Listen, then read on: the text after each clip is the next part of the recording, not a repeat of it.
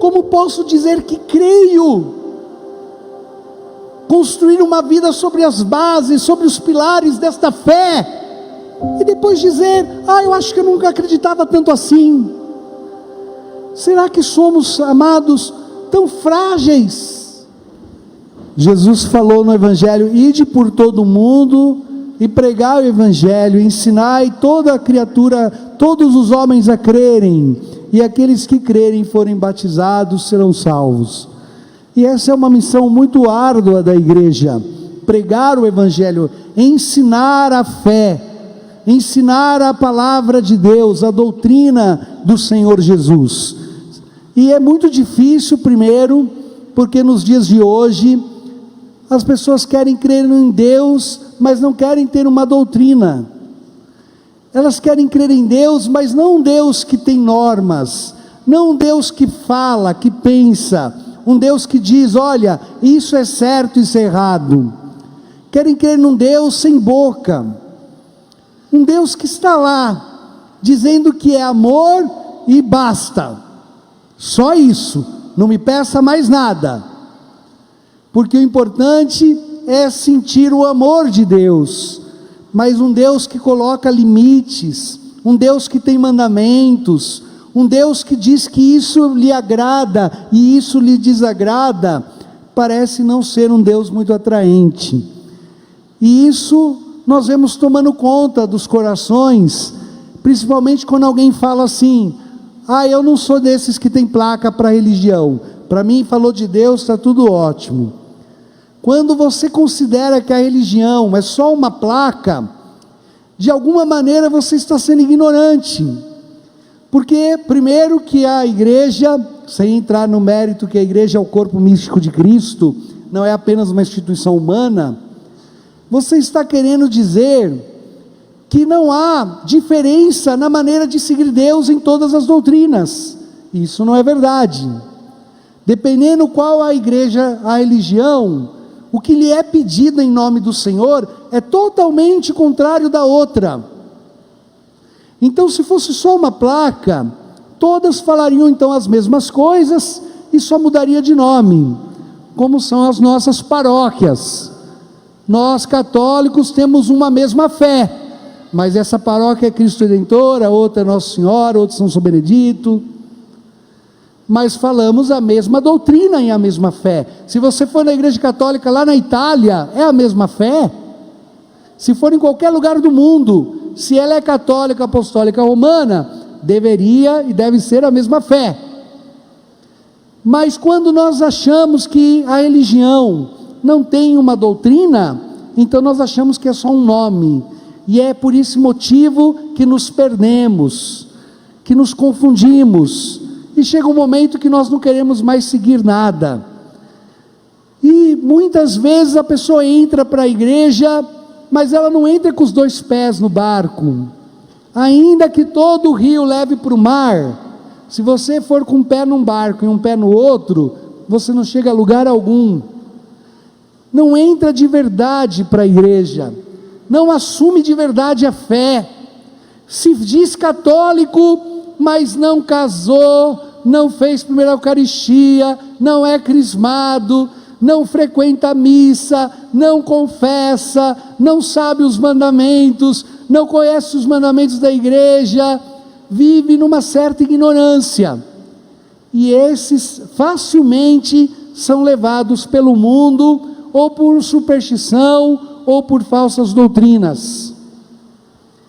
Por isso catequizar é uma obra árdua, e Jesus disse: ide por todo o mundo e pregai o Evangelho, quer dizer, ensine a fé, como eu vos transmiti. E a igreja tem tentado fazer isso, mas não é nada fácil. Primeiro que muitos de vocês, eu só vou ver na hora da missa, e na hora da missa não dá para catequizar todo mundo, dá? Vou falar aqui sobre um tema, que nem hoje a ascensão do Senhor. Como que eu posso falar toda a doutrina da igreja sobre a vida depois da morte, numa única pregação? E não pode passar de 10 minutos, senão todo mundo quer ir no banheiro e dormir. Como que eu vou resumir toda a doutrina sobre a vida depois da morte numa pregação de 10 minutos, sem que ninguém durma, e entenda todos os menores, os pormenores da fé. Gente, Senhor da glória, é difícil, e ali nos parece mais atraente.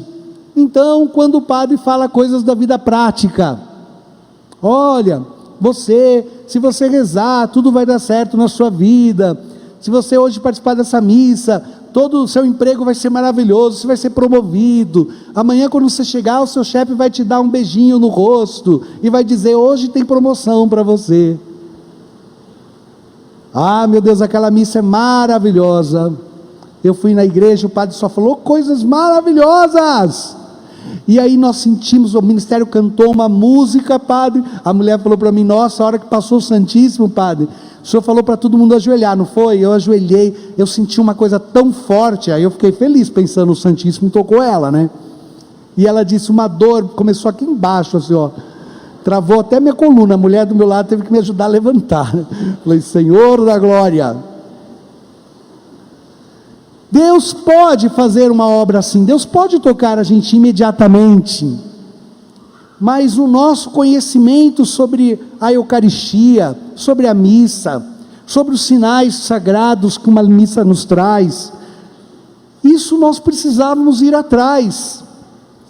Ou numa boa catequese, quando nós colocamos nossos filhos na catequese, né, para fazer a primeira Eucaristia, uma boa catequese de crisma, ou buscar fazer um curso, ou ler um bom livro católico, aí lê toda a série do Harry Potter, mas nunca leu um livro sobre a fé, aí depois fica seguindo os gurus da internet, e aí depois encontra alguém na rua, olha, toma cuidado que isso é um pouco de superstição, você encontra uma pessoa na rua, nunca te viu e fala, eu tenho uma palavra para você, essa semana se você não tomar cuidado, tudo vai dar errado na sua vida, porque Deus me mostrou que a sua cunhada tem ciúmes de você e quer roubar o seu marido. Meu Deus, a pessoa já pega raiva da metade da família, não sabe nem se é verdade. Olha, eu vi que fizeram um trabalho para você, e qual é a fonte que você viu? Vozes da minha cabeça. E a pessoa fica surtada, e aí aqueles anos todos de igreja, de catequese, vai na missa todo domingo, confessa todo mês, comunga, conhece, facilmente tudo é desconstruído, por falta de catequese, por falta de conhecer a palavra, por falta de estar em estado de graça. E é muito difícil, meus irmãos, quando nós não buscamos, não nos abrimos para buscar a verdade do Evangelho, fazer uma catequese, um curso, um retiro, participar de um momento, e até nos esforçarmos, ainda que seja por um pouco, em prestar atenção numa pequena pregação, como nessa missa. Nos parece tudo tão pesado, tão cansativo e tão difícil, quando diz respeito à eternidade, porque ela não se pode tocar.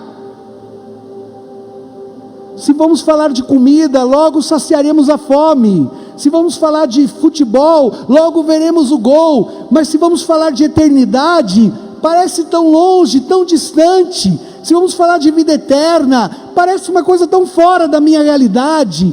Ninguém vai pagar minhas contas. O coração materialista não se interessa pelo céu e pensa que pode entrar de qualquer maneira.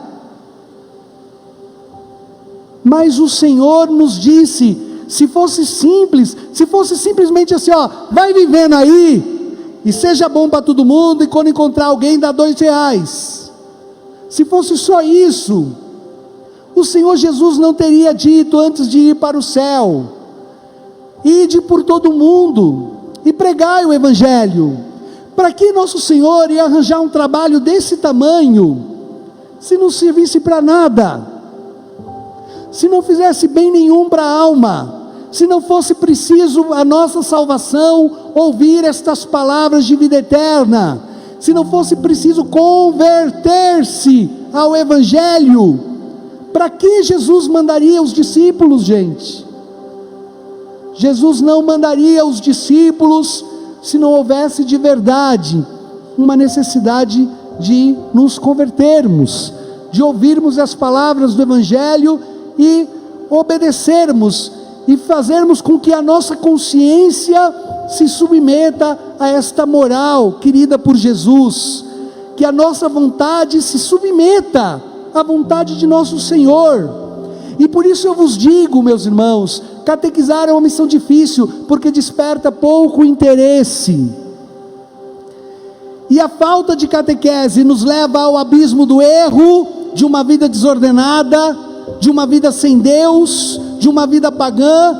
Mas a catequese exige de nós uma conversão de escuta e de transformação de dentro para fora, porque não é um conhecimento adquirido, não é decorar, não é simplesmente você dizer, primeiro mandamento da lei de Deus, amar a Deus sobre todas as coisas. O que é amar a Deus sobre todas as coisas? Aí você pega a vida de quem diz que ama a Deus sobre todas as coisas, não reza um Pai Nosso, e você pergunta, o que Deus é para você? Ah, Deus é tudo para mim, mas não fala com metade da família. Você ama a Deus sobre todas as coisas, mas fica meses que não dobra o joelho, não reza, não fala com Deus, não conhece a palavra, não sabe nada da eternidade, tem vivido à base da boa sorte. Aí você pega a agenda, não tem um compromisso com o céu. Meus irmãos, minhas irmãs, catequizar é fazer entender as palavras do Senhor Jesus e fazê-las brotar de dentro para fora, de tal maneira que as minhas ações, que as minhas palavras, que as minhas escolhas estejam afinadas para a eternidade, estejam voltados para o sagrado, que o meu fim último seja o céu. E a igreja sofre por ter essa dificuldade de fazer os católicos catequizados. E um dia nós estamos aqui aplaudindo o Santíssimo Sacramento, Jesus está passando no ostensório, está chorando, repousando, tocando a muito custo, empurrando pessoas para tocar, que seja na orla do manto, e no outro dia abandonamos o altar, não somos mais católicos, encontramos um outro lugar que parece mais interessante. E aí eu pergunto, você não acreditava que Jesus estava no Santíssimo Sacramento?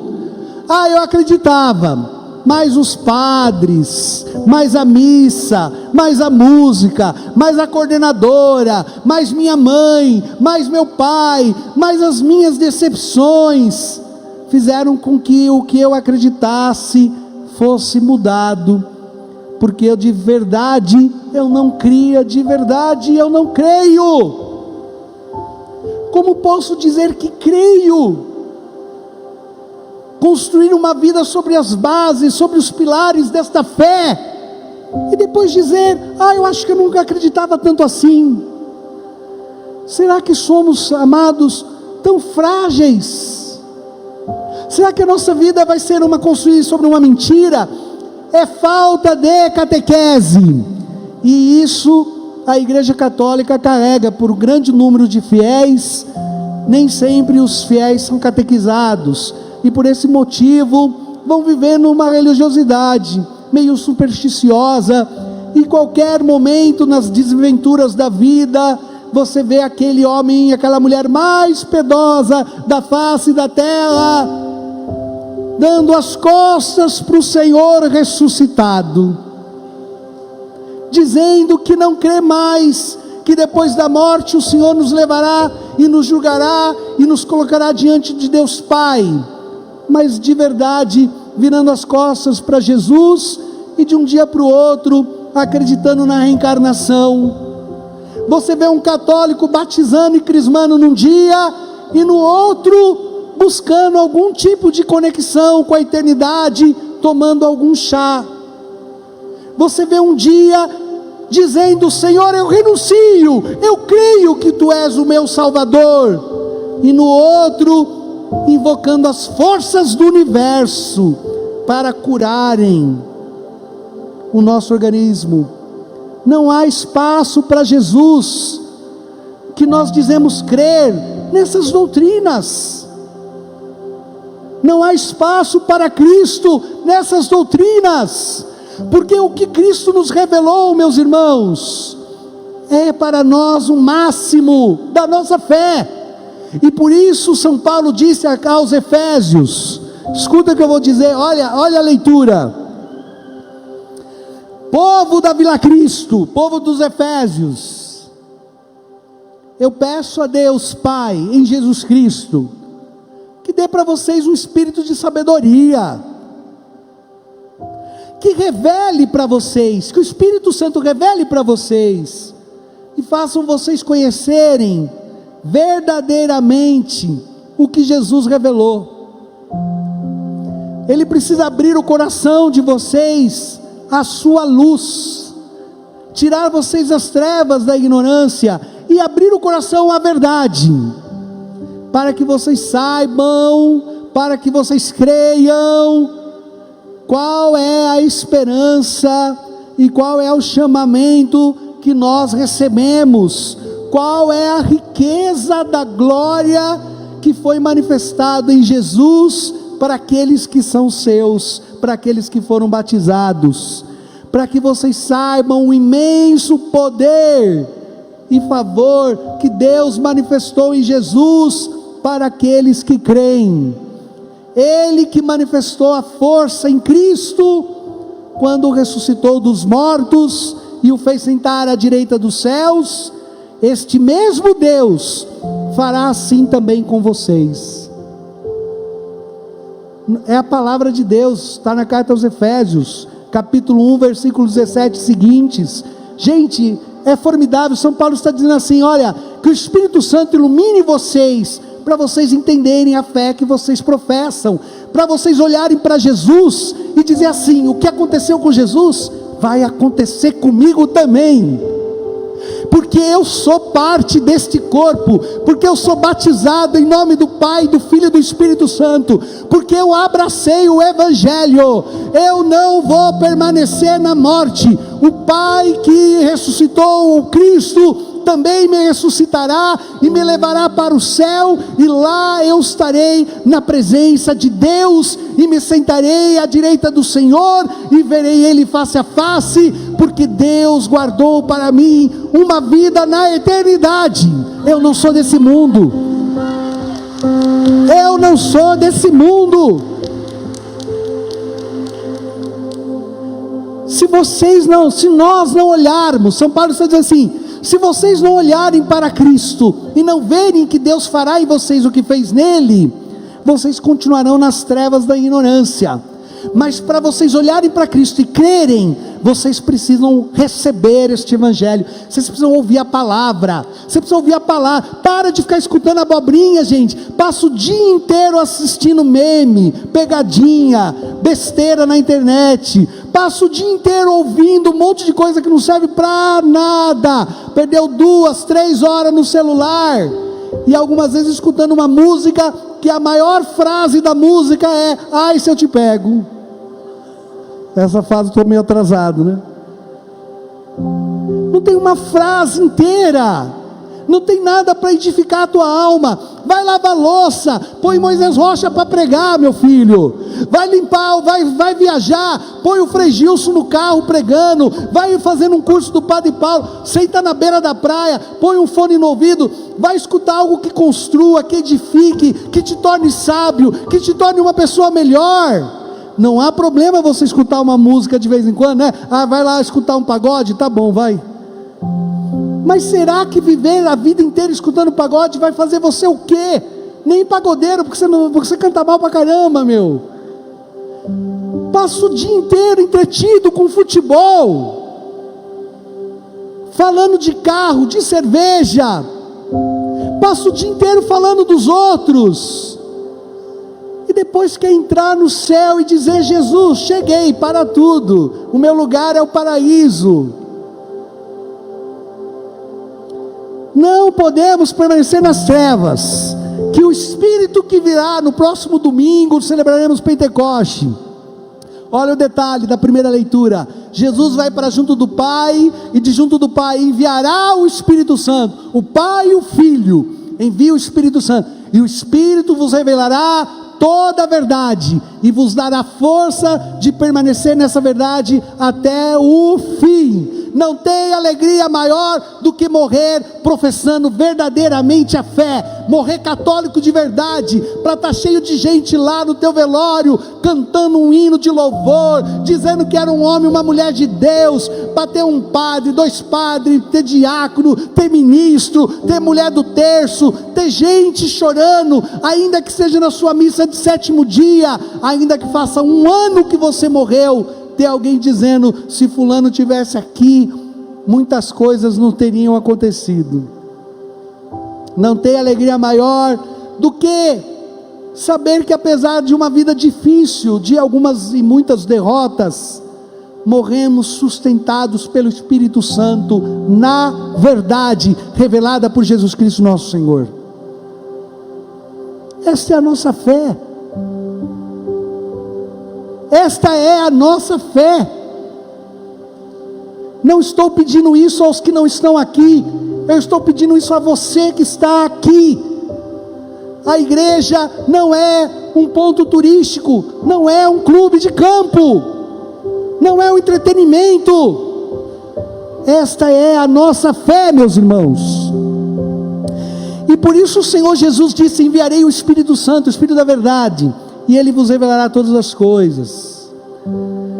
Ide pelo mundo, e para que vocês possam ter bom sucesso, bom êxodo, eu vos darei o poder de ter alguns sinais no meio de vocês. Estes sinais não devem acontecer o tempo inteiro, estes sinais é para confirmar a fé de vocês. Preste atenção, nós precisaríamos ter fé se Jesus continuasse aqui na terra aparecendo, como apareceu para os apóstolos 40 dias. Por 40 dias, Jesus ressuscitado, apareceu onde estavam os apóstolos. Estão prestando atenção em mim? Fala amém. Ele apareceu para os apóstolos e falou assim: ó, Tomé, você não está acreditando? Põe a mão aqui, põe a mão aqui, dá um pedaço desse peixe aí que eu vou comer. Eu não sou fantasma, eu estou vivo. E os discípulos acreditaram. Se Jesus continuasse até hoje aparecendo como apareceu para os apóstolos, era preciso ter fé? Se os nossos olhos constatam, se nossas mãos podem tocar, se Jesus aparece a nós como vocês me veem, não precisa ter fé. É preciso apenas ser inteligente para constatar a verdade. Agora, como o Senhor se escondeu na Eucaristia, num pão, numa hóstia consagrada, como Jesus se escondeu na palavra pregada, como Jesus se esconde na assembleia reunida, como Jesus se esconde nos nossos corações, como Jesus se faz tão presente, e ao mesmo tanto mistério, tão revelado, e ao mesmo tempo tão escondido, é preciso crer. E algumas vezes nós vemos o Senhor manifestando a sua glória, nós vemos um milagre, nós vemos alguém que nem podia ter filho, carregando o seu filho nos braços, nós vemos alguém que bateu o carro, tombou 5 vezes, deu 5 piruletas, quebrou não sei quantos ossos, entrando, andando, vitorioso sobre a morte. Nós vemos algumas vezes grandes obras de Deus, grandes conversões. Nós vemos pessoas que estavam perdidas no pecado, aqui louvando e professando a fé em nome de Jesus. Esses dias, um irmão me encontrou aqui e disse que tinha uma vida transviada, uma vida de muitos erros, que fez muitas coisas erradas, que era envolvido com coisa pesada, que até quase que se envolveu até em tentativa de assassinato, que era uma pessoa terrível, e todo mundo tinha medo dele, e ninguém queria saber dele. Até o pai e a mãe ficavam distante dele com medo que tinham. E a mãe dizia para ele todos os dias: meu filho, eu rezo, você vai se converter, e ele não via a menor possibilidade de mudar de vida. Era um homem sem Deus. Casou com uma boa mulher, e essa mulher também, aos poucos, foi se convertendo. E essa mulher começou a vir para a igreja e rezar pela conversão do marido. E essa mulher foi arrastando, tirando esse marido do pecado, do erro, da morte. A mãe dele morreu. Ele ficou mais de 10 anos sem ver a família. E essa mulher foi convertendo esse marido. E essa mulher foi se convertendo. E o primeiro dia que ele resolveu vir na missa, era um dia dos pais. Ele veio a essa missa com a família. Jesus falou com ele, tocou o coração dele. Ele sentiu Jesus tocando de tal maneira que ele disse: a partir de hoje eu vou entregar minha vida a Jesus, eu vou mudar de vida. E ele chorou muito naquela missa, fez um bom propósito no seu coração. Primeira missa, hein?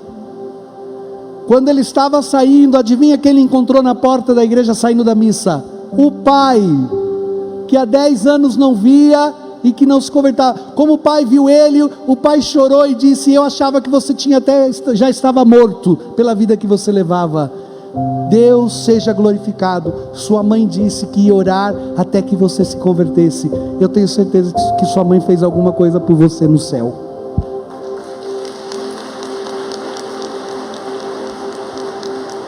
Eu falo para vocês, quem teria o poder de mudar um coração?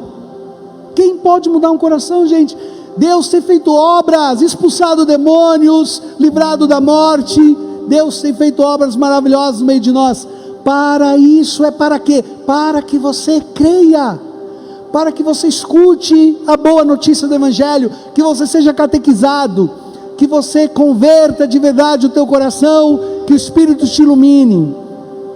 Hoje o Senhor subiu para junto do Pai e deixou esta dura missão à sua igreja e aos discípulos: eu vou para o Pai, porque se eu não entrar no seio da Trindade, não abrirei a porta do paraíso. Lá em Gênesis, quando Adão e Eva foi expulso do paraíso, fechou-se a porta do paraíso e foi colocado um anjo à sua porta, para que os homens não tivessem mais acesso por sua infidelidade e desobediência. Hoje, meus irmãos, a porta do paraíso está aberta. Jesus é o caminho, a verdade e a vida. Ele abriu a porta da salvação. Ele inseriu a nossa humanidade, agora ressuscitada e gloriosa, no seio da Santíssima Trindade. Lá também será o meu e o teu lugar. Nós, depois desse mundo, se vivermos na amizade com Jesus, se crermos em Jesus, também entraremos por estas portas e adentraremos o seio da Santíssima Trindade, e lá viveremos para sempre. Amém.